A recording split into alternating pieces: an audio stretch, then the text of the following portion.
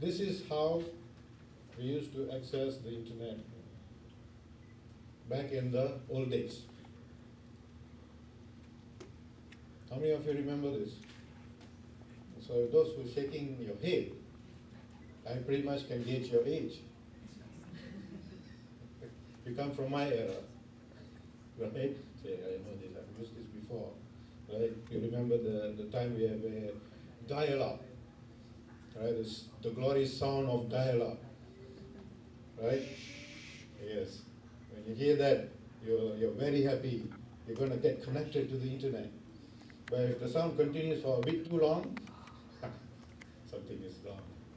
Your mom or your dad picked up the phone, right? And now, this is how we access the internet, right? Every one of us carry a handphone. Now we call it smartphone because those days the user used to be smart, now the phone is smart. Right? That's why it's called smartphone, because we have transferred our smartness to the phone. Right? When I say, okay, I bought some stuff, I'm going to calculate how much it is in my head. Right? My wife takes out her phone, calculates, oh, this is the amount. Right? People don't put effort thinking anymore. Right? And it has gone to everyday objects and things, Internet of Things. Everything has to be connected. Right? Your refrigerator, your air conditioner, you probably have devices, your shoe probably is connected, right? Recently, Nike had to do software update to their shoes. Why? The app could not be used to actually inflate the shoe to fit your feet. So you imagine, we live in the world where shoes need software updates. I'm a very old school person, so I see all these things as like, where's this world heading to, right? Can you tell me what you're looking at over there? I know at this point everything's blurry, right? So, what do you think? It is storage, correct. How big is the storage? Not as big as it is very big, right? Big in terms of capacity, right? My friends, you're not allowed to answer because you've seen it too many times. Guess, a wild guess. It's a hard drive, right? 64 gigabytes, kilobytes, okay? 2 meg.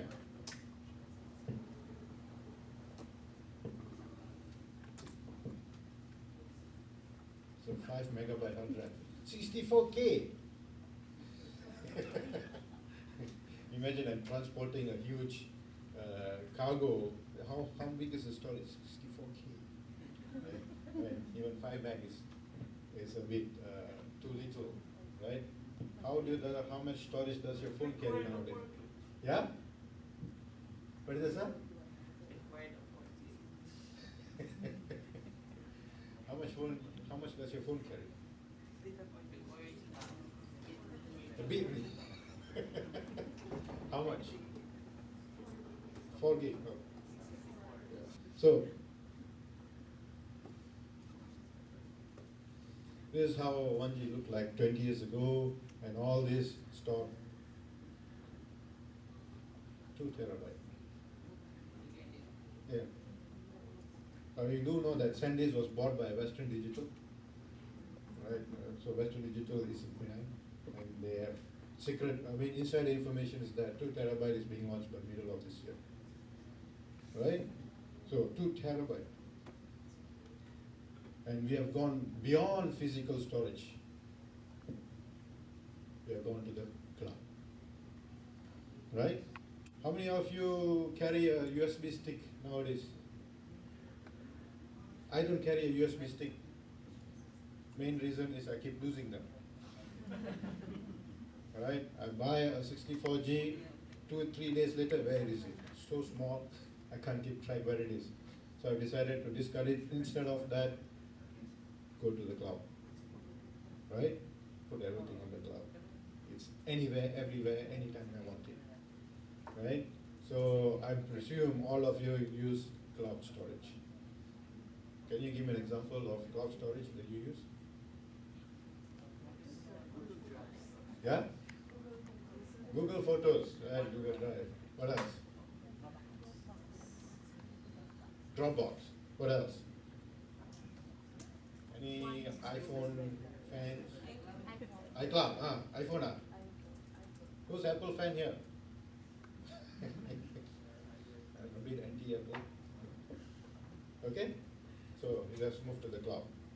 So my question is, what is cloud?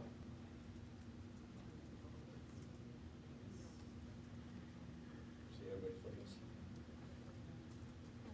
Of course, I have another question I'm supposed to ask before that. What is internet? Everybody use the internet, right? Day in, day out, eat on the internet, sleep on the internet, date on the internet, fight on the internet. Right? Who dies on the internet? Right? So what is internet? Can you tell me, if I ask you, so you spend so much time on the internet and internet is your lifeline. Can you tell me, can you define what internet is? Very simple question, right? Simple answer. Nobody thought about it. Don't worry. Every forum, everywhere I go, at any level, what is internet? I don't know. Right? Is it Facebook? Right? Is it Instagram? I'm not going to answer that question. Homework, go back and find out, let me know tomorrow. Okay? So, cloud is typically is another name for the internet. When we say the cloud, it means the internet. Cloud computing is something else, right? Although they are interrelated, but they are two different concepts. Okay? So we'll just focus on what cloud computing is. What is cloud computing? A massive concentration of resources. By definition, cloud computing is a compilation of existing techniques and technologies packaged within a new infrastructure. Offers improved scalability, elasticity, agility, faster startup, reduced management costs, and just-in-time availability of resources. So this means also is a place where risk is concentrated. When you bring everybody together, you also bring the risk together, right? When there's a huge crowd, you also have the high risk of infection in a typical situation. Similarly, in cloud computing, right? Expected loss from a single breach can be significantly larger, amplified, right? There are many cloud providers. EC2, S3, EBS, Ali Cloud, Azure, Google Computing, and so on, many more. Okay? So, what is your take on cloud computing? Is it something new? Has this always been existed? Does it exist before they call it cloud computing? What is your take on cloud computing? Why do they call it cloud?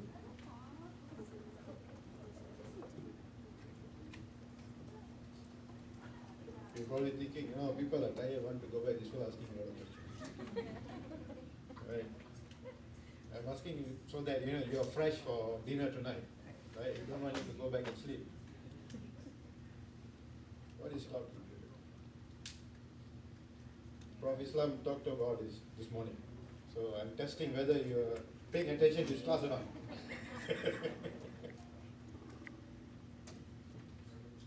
What is cloud computing?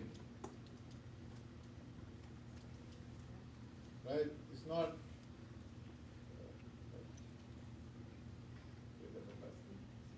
What is cloud computing? Right? We'll look at this.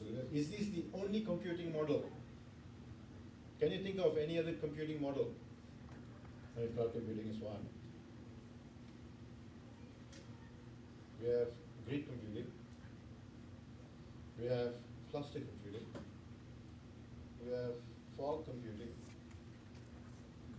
Distributed computing, edge computing, ambient computing, mist computing, serverless computing, How are you probably thinking, well, how do you do stuff without server, right? This is an evolution of cloud computing. It's the next thing after cloud computing. So I'm waiting for rain computing actually, right? You have fog, you have mist, you have cloud, that's the rain, right? I'm waiting for that to happen. So there's all kinds of models out there. They differ in certain way of implementation, but they have common implementation, common structure, and so on and so forth. What is the biggest advantage of cloud computing?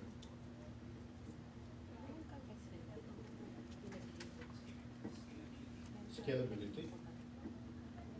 What is the effect of that? What is the biggest advantage? Why do I want to use cloud computing?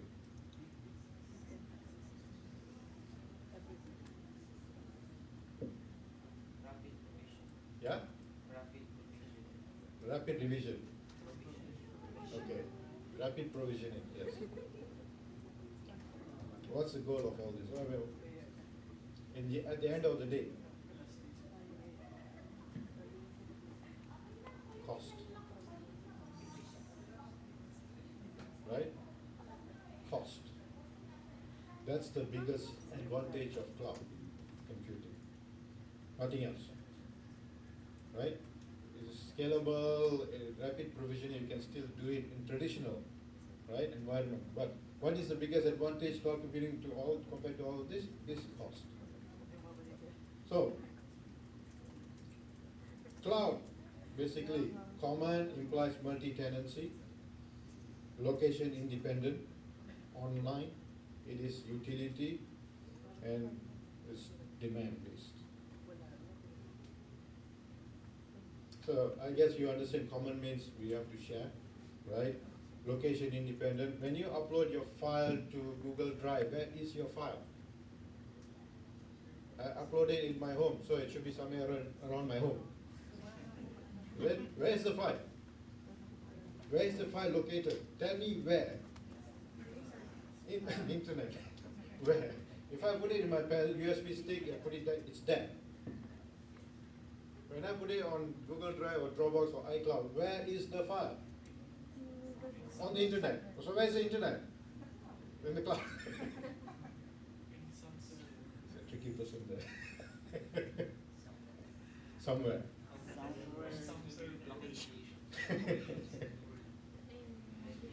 The only person or only entity that can answer this is the organization that provides you the service. Right? Depends on how they distribute. You can say it could be to at a location data center closest to me, physically or geographically, not necessarily. I may have high latency to that location, right? It could be further away, but I have faster connection. It could be in Singapore, right? If I'm in Malaysia, we don't know. Depends, right? Of course, it has to be online for you to access, and it is utility, no longer a product. If you talk about back in the 90s, if I want to provision service, what do you do? First thing, what do you do? Request. Request for what? Funding. Okay, after your funding is approved, what do you do? The specs. Right? You come out with specs. Specification, your storage, your memory, your CPUs and all that. Then what do? You go buy the server, right? HP or IBM or whoever will come deliver the server to you. Then you take it and put it in your data center, right? So you used to buy computing resources as a product.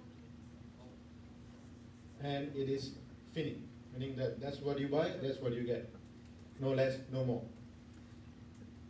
In cloud computing, it has become like utility. Can you give me any other example of utility? Yeah, electricity, what else? Water, internet, huh? For telecom. What else? Computing, right?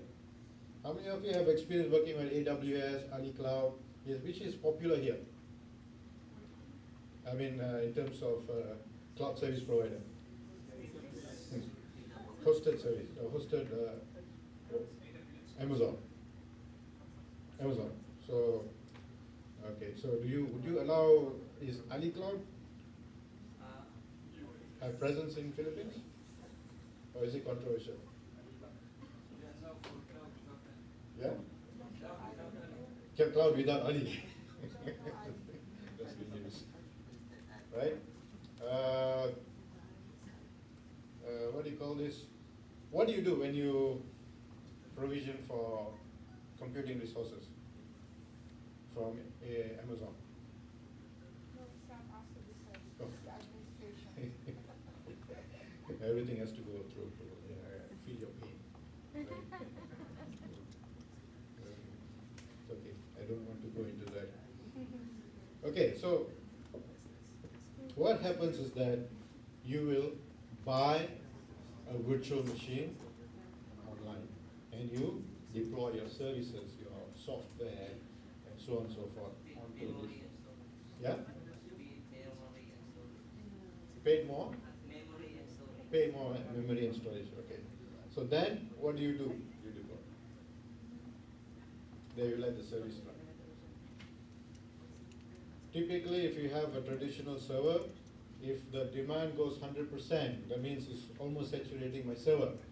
My business is so good. Oh, so what happens? What happens then? You have to replace your server, buy a bigger server, right? And what happens with the old one?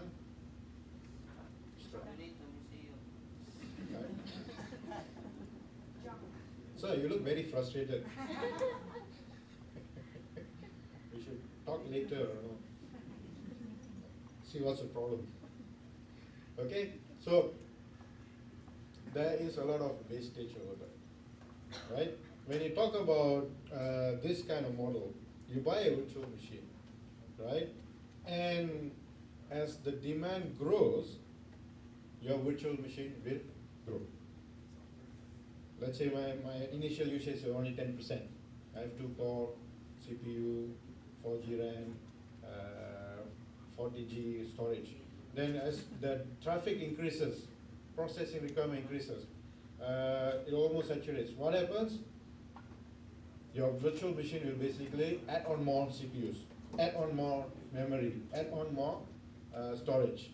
As the demand goes up, it will also grow. But as the demand goes down, what happens? It will shrink back, right? Shrink back to its normal, the initial state, right? Which is a 2-core CPU, 4G, and all that. This is what Prof. Islam mentioned, elasticity. Do you know balloon or rubber band? When there's stress, what happens? It expands. When there's no stress, it will go back to its original state. So you only pay for what you use, right? And what you don't use, you don't have to pay. Right?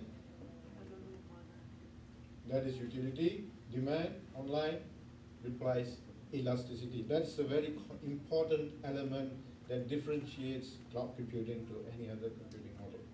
Elasticity, right? I'm sure that Prof. Islam has mentioned about this. Public, private, hybrid cloud. This is common. Architectural layers, I won't go into this. We all know what is SaaS. Can you give me a popular SaaS that you use? Yeah? Google Docs, right? Google Docs free. What do you pay for? Anything that you pay for? How many of you use torrent?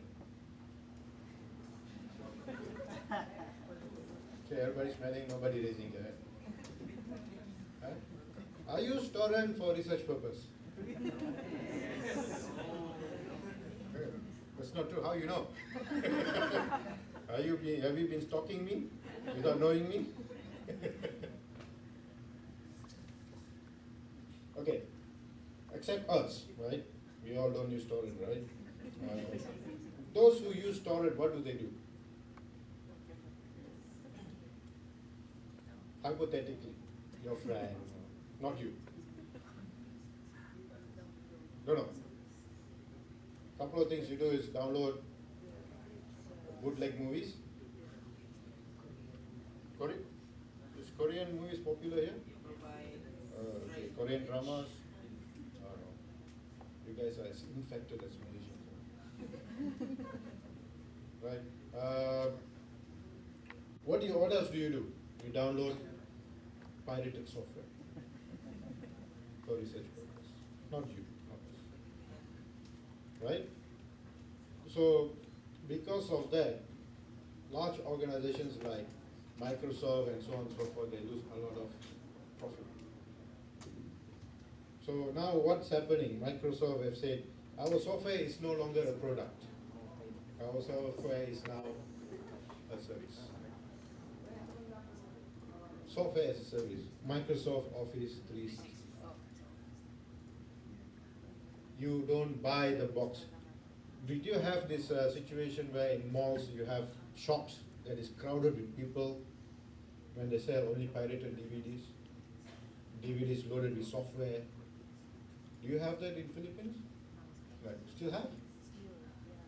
Everybody know. Yeah? Not in mall, it's on torrent. No. In some small stores. Right. So everybody please consult him for if you require. Right? So it's still there. So how do you fight all this? Turn it into a service. Software as a service. Cloud helps you, these companies, to provide their software as service. Right? And you pay monthly subscription. It's their goal. But from our perspective, we got no choice. We have to use their service. But let's say I only have subscribed to Word and Excel. I only pay for Word and Excel. The following month, I need to draw flowcharts. So what software do I need? Visio. Right? So I will just subscribe for Visio for that month, do my stuff, unsubscribe. So I don't have to buy the product which will cost me more. I just pay for that month, which will be very, very, very cheap. Right? So it is advantages for the organization and also advantages for the customer. Right? Platform as a service. I think one of the platform as a service that you're going to look at is Fiverr, which Mr. Anshikesh will show you tomorrow morning. Right? So that is a platform that is built on top of OpenStack. Right? So it is platform as a service. Of course, infrastructure as a service. What do you call this? AWS, Alibaba, Amazon, and so on and so forth. Won't go into this. And of course, there's more to X as a service. You know, XaaS means everything as a service. Right? So you can see here, testing as a service, platform as a service, management as a service, security as a service. It could be, yeah, database as a service, and so on and so forth. As I mentioned, cloud computing in terms of economy, advantage is cost. Right? What the pros and cons of cloud computing? Pros, scale, cost, encapsulate change management. In terms of management, you don't have to worry. Next generation architecture, when you buy a server, it gets obsolete very fast. With this, you don't have to worry whether your server farm is up to date or not. Lack of choice and agility, these are advantages. Cons, lock-in, whether it's reliable, you don't have control. For example, I work on Ali Cloud. We wanted to set up our own email server. You're not allowed to. You have to use their email service. You have to set up your SMTP on their service. No, I already have my VM. I want to set up my own account. Right? I don't have control. If I want to set up my own filter, cannot. So you're locked in. So we have no choice but to follow what they have. And of course, security. So now we come to cloud security. Before that, do you Can you explain to me what security is? Am I asking a difficult question? Wait, I asked myself. I didn't know the answer. I Googled, so I knew. So I'm asking you, right? It's not saying that I'm smart or whatever. What is security? Forget about cloud security, forget about computing security, forget about whatever, security.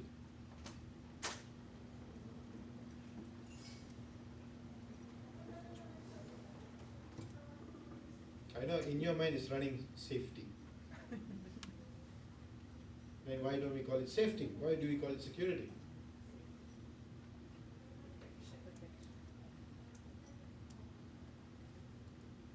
Okay, so what is safety?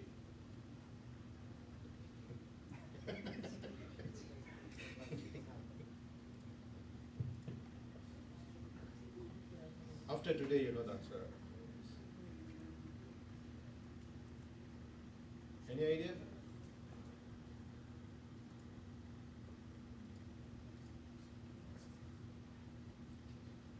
Give up? Okay, the answer is very simple. When you talk about safety, it relates to life. When you talk about security, it's about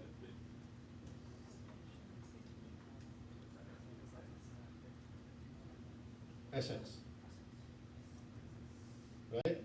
Security typically is protection of assets. Safety is typically protection of life. Okay? That's why you have security guard. You don't have safety guard, right? Safety guard normally is something you wear on your body to protect against damage on your body. Security guard is someone who's, when you have security guards in your building, what do? They prevent thieves, prevent, individuals that can do damage to your asset, right? Because security guard cannot prevent flood from coming in, right? Flood coming, stop it, you have access, can't do that, right? So you know the difference between security and safety, right? Cool? So what is the difference between security and privacy?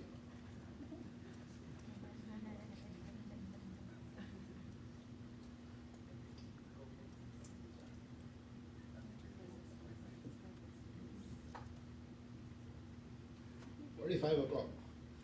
I just finished 4 slides.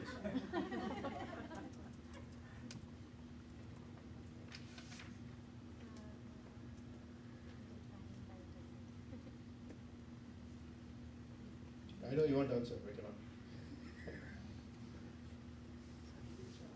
Okay. Security is about protecting asset, right? Privacy is about protecting your identity, personal information, something that is specific to you, right? So when you increase security, does privacy increase? Yes? So let me give you the scenario. Dr. Asif talked about, packet capture, looking at traffic. What's the difference between HTTP and HTTPS? S is secure, meaning that all traffic is encrypted. As a network administrator or network security administrator, what is the problem with HTTPS? Because everything is now encrypted. As a security administrator, I have no idea what is happening in my network, right? So you probably will be cussing about me, right? And I won't be able to tap into the traffic, do deep packet analysis and see, find out if there's any threat, any malicious content or whatever. You can't do that. You can't do that anymore. The only thing I know you're going from here to here. That's it. Those days, I know you're going from here, I can tap into the network, look at what's happening, right, read your emails, right? As a security administrator, it was very, it gives you a sense of high level of security.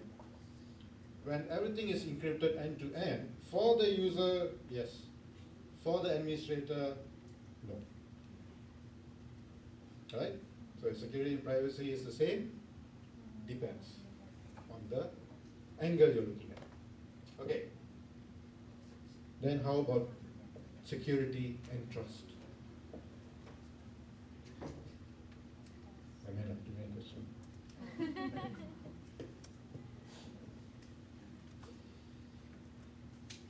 Okay, in terms of security, there's all kinds of issues with cloud computing. Can you tell me what is the biggest security issue for cloud computing last year and beyond? Well, this question was asked by one gentleman during our Indonesian workshop. I gave the wrong answer. So now I know the right answer.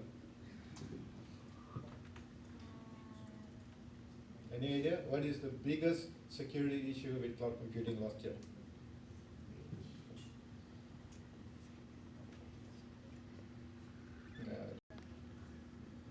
Any guess? Anybody? Want to guess? Starts with the letter D. Two-letter word. Two word. D and B. No. Data breach.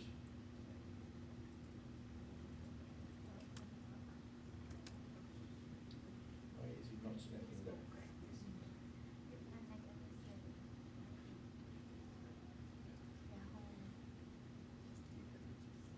Number one, data breaches is the same pretty much any side I see. Number two, human error. Number three, yeah, come in? You just saw human error in your configuration. Yes. So I think Amtrikesh is working on configuring 5.8. I think he will share this tomorrow, right? Yeah, I will too. Data loss with no backup, insider threats, DDoS attacks, insecure APIs, exploits, account hijacking, advanced persistent threats, Spectre and Meltdown. Okay? You can go to this website where I find it interesting to share.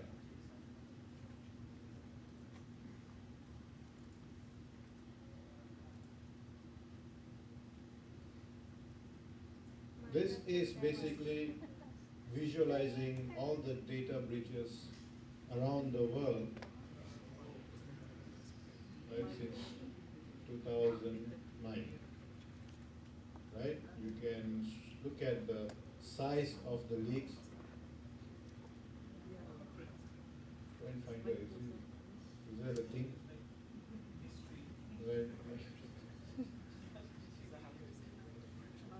China resume leak. If you want to hire someone from China, you should get this. Twitter. How many of you use Twitter? I do. How many of you have Facebook? All of you. Okay, the wrong question. How many of you don't have Facebook? One. Two. Only two. Okay, so one of the things you see over here is Malaysian telco and Malaysian virtual network operators data leak. This was very big in Malaysia. It was data leak caused by insider work. Right? So this database, okay. Disclaimer, please do not use any of the information and knowledge I share for malicious purpose. Right?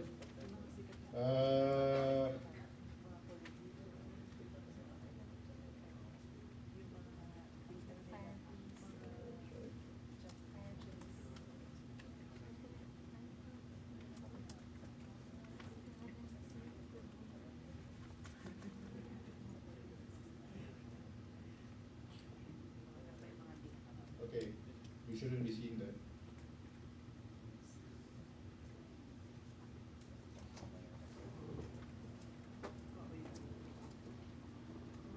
Most of the leaked database are posted in forums like this. You can buy leaked databases for $2, $3. Anybody can have access to it.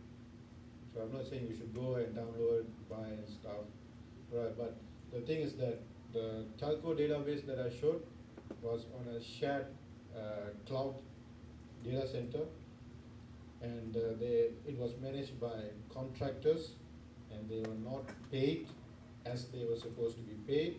They just took backups of all the databases and leaked it online. Yeah? Just revenge. Revenge. Since they are not paying. Yeah, that's all. So I always tell my friends, if you're firing an IT guy, make sure you pay him well and then fire him. Never ever fire an IT guy. If he leaves pissed off, you're in trouble. Right? As I showed just now, insider threat.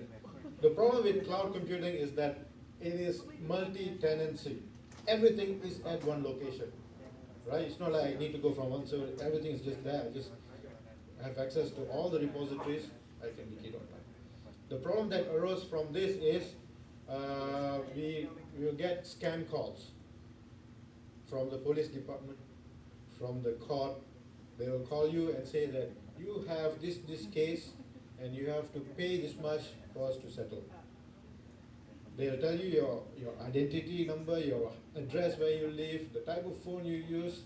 Where did they get this from? From the leaked databases.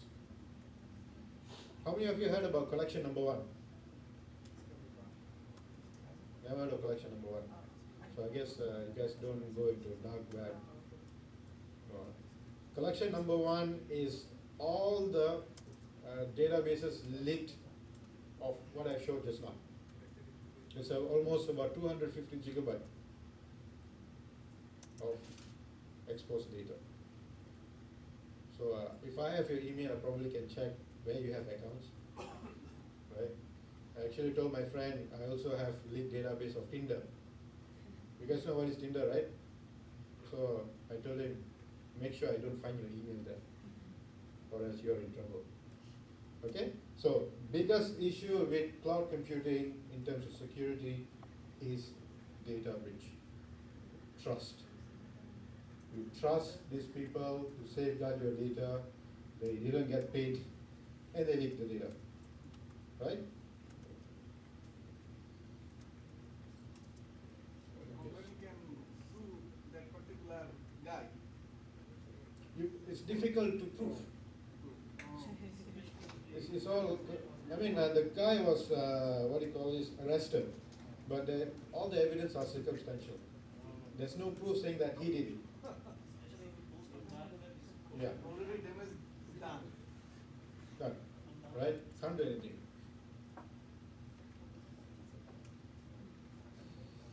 Okay? So the type of security requirement you should have in your cloud is you should be able to monitor, like what Dr. Asif was talking about. You should be able to manage. You should encrypt data mask, do content protection, security in terms of infrastructure. But are all these, at the end of the day, useful? Not very, because at the end of the day, if you see, most of the security issues out there now is caused by human. Either human error or intentional action or lack of skills. Right? Number 1 issue, slowing down adoption of public cloud computing. Security and privacy is number 1. Most problems stems from loss of control, lack of trust, and multi-tenancy. Right? I won't go into details of this. I'll try to finish by 5:30. Then I'll share the slides with you guys. You can go home and read it before you go to sleep. If you don't do. Okay? Cloud computing privacy issue, location and qualification of roles, right? Location and trans-border flows.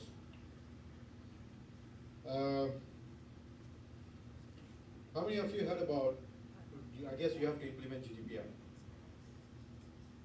right? GDPR is European. Why are we bothered about it?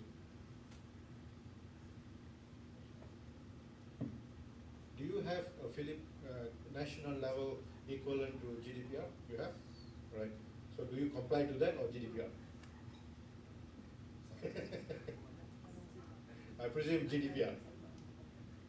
Right? GDPR is European. You are in Philippines. Why do you have to worry about GDPR?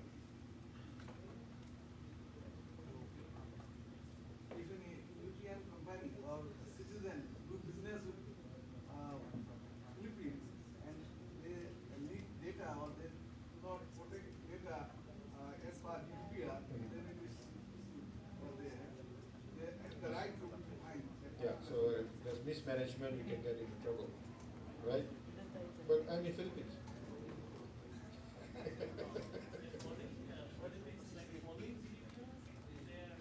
No. You have to, the thing is that your cloud services is trans-border. You cannot say European users cannot access your service, right? Are you like going to do filter, this IP is from Europe? Just, you are not allowed, right? You can't do that. If your service is global, that means it is accessible in Europe. That means it also has to comply to GDPR. If the United States comes out with their own, I mean they have, but they don't enforce, then you have to comply to theirs. You have to comply to any data protection act that exists out there if your service is online. Okay? So how do you manage that? Uncertainty and mistrust about the use of personal data, unlawful secondary use disclosure to alias, concerns about security, data breaches, and transparency. I think it goes. Lack of trust. I mean, what has trust got to do with security and privacy? Trust is Level of confidence. yeah, level of confidence you have in the provider that you put your data with or your service with. Do you trust them? Do you think they'll do a good job?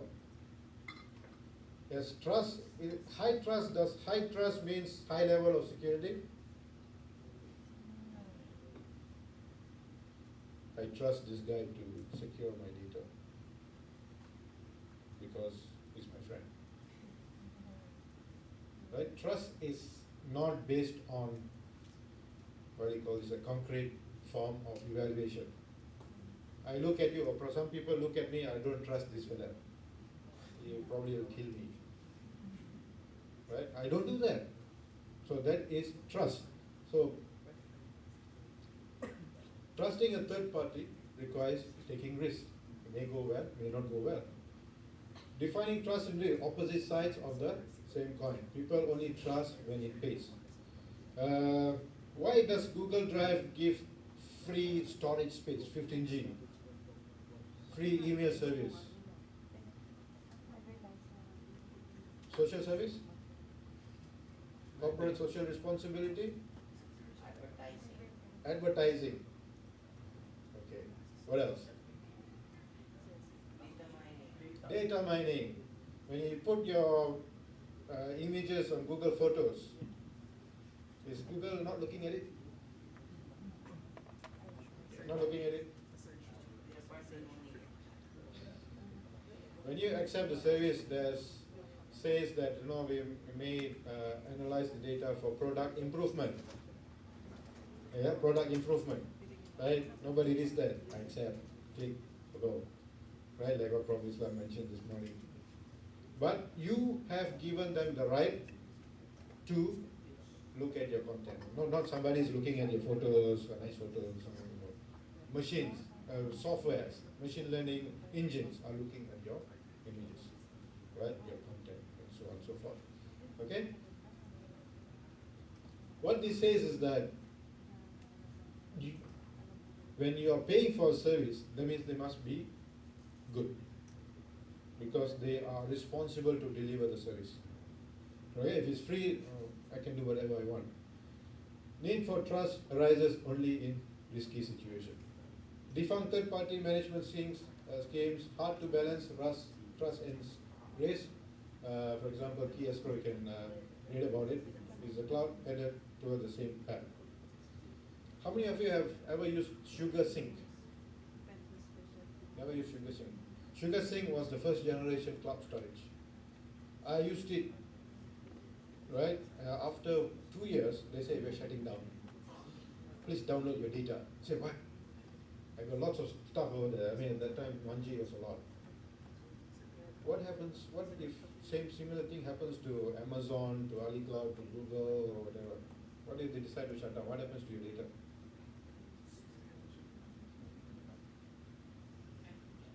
They can do that. I mean, there's no guarantee that I will serve you until death do us part. Right? No such thing. What if they shut down? What happens to your data? Huh? Okay. Multi-tenancy issues. In the earlier days, especially I used to work on OpenStack. I stopped working after Grizzly. OpenStack had a lot of security issues. We have, I had two PhDs working on OpenStack security many years ago.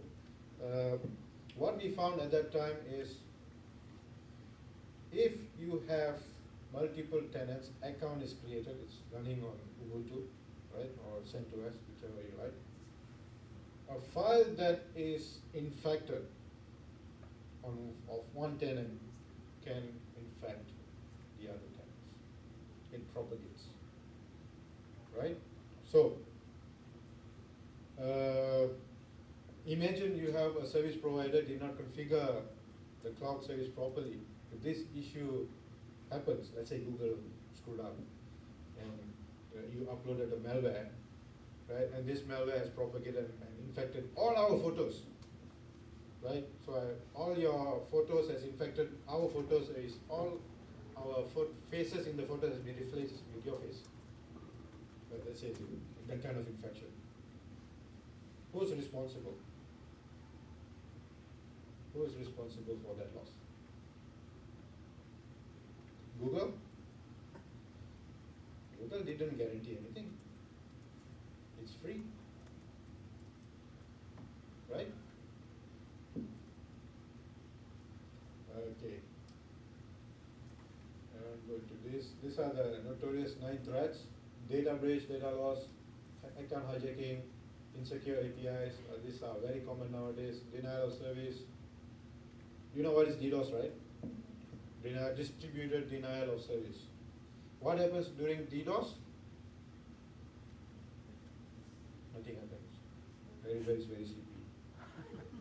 Right? You are being DDoSed with sleepiness.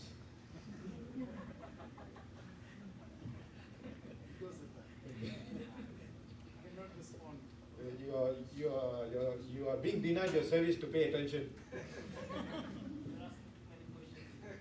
I'm trying to keep them awake. No, it's not working. Okay, distributed denial of service, where you carry out do flooding on a particular service, right? Especially web services, because they are public facing. So what I do is I do fake requests, right? And how I do this, not I'm sitting there and send fake requests. No. These are bots, right? Infected machines around the world where send command, do an access to this particular website, they do a request, but doing it in hundreds of thousands of millions of infected machines at the same time saturates the server. I'm the legitimate user trying to access that particular server. I'll be denied access because it's busy. Right? Okay? Does DDoS happen in cloud computing?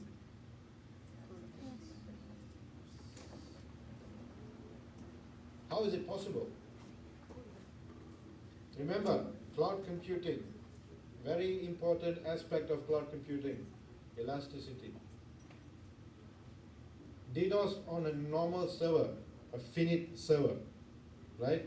A box, bare metal box. You can saturate 100%, right? Then it will start dropping other requests. How about cloud computing?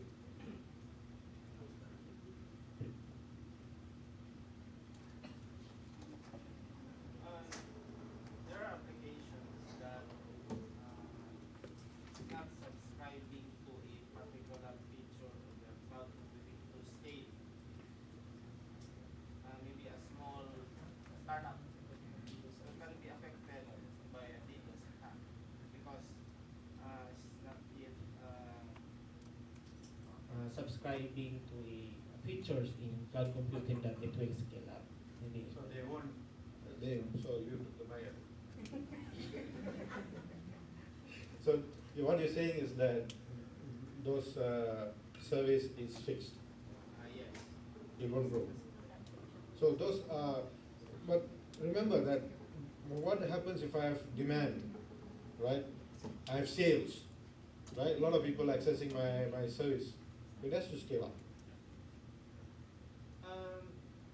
Based on my experience, because there's a business model in some cloud.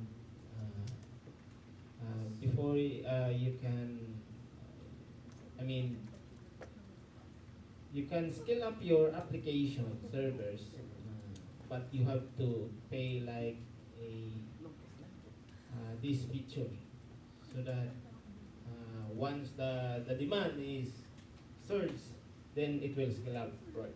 But if you do not, if you will not subscribe this, then if there's a demand, then well you You saturate, right? yes. So that is the situation of DDoS. So in the case of elasticity, what will happen? When it scales up on demand, can DDoS happen? Okay, I will explain. So in typical situation, in a typical like what our friend said, right? If it's a fixed virtual machine, it will just saturate just like any other server and start dropping requests. But if it is a elastic type of virtual machine where it scales on demand, right? So what happens is that, let's say if there's sale, it hits 80%, it will scale up, right? Then I hit the threshold again, scale up. Then when I see that the usage is dropping, I'll scale down back, right? So when I do DDoS on this type of setup, when I do DDoS, it will try to saturate, right? When I try to saturate, what happens? Your cloud control will automatically scale up. I'll do more DDoS, scale up. I'll do more DDoS, scale up. So DDoS doesn't happen. What happens is called EDOS.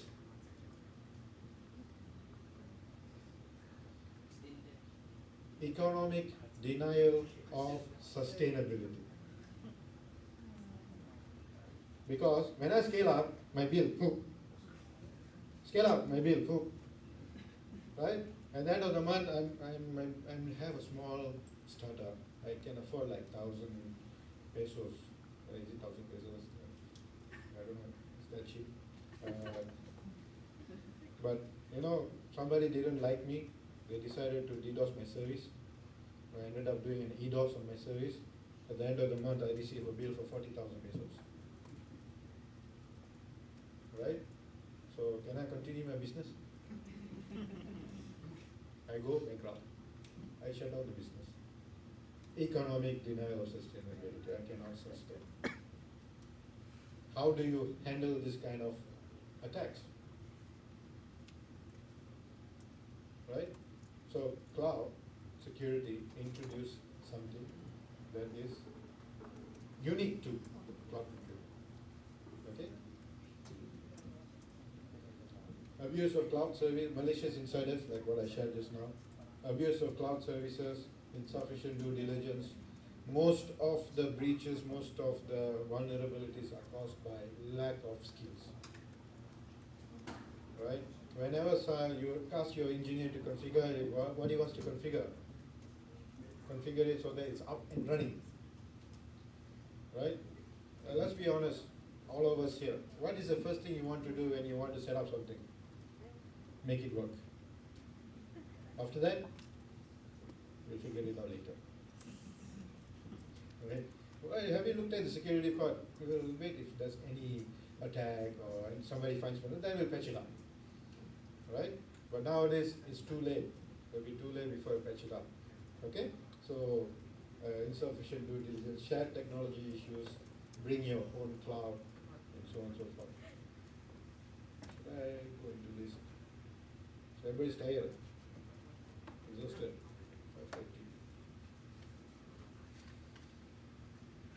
Did I read this? I think you go read this. This gets a bit technical. Right?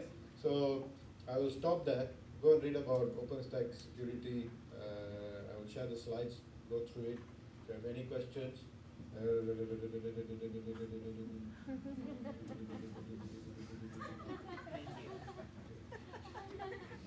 So if I continue, probably you would have killed me. So I want to leave Manila in one piece and go back to my boys. So any question?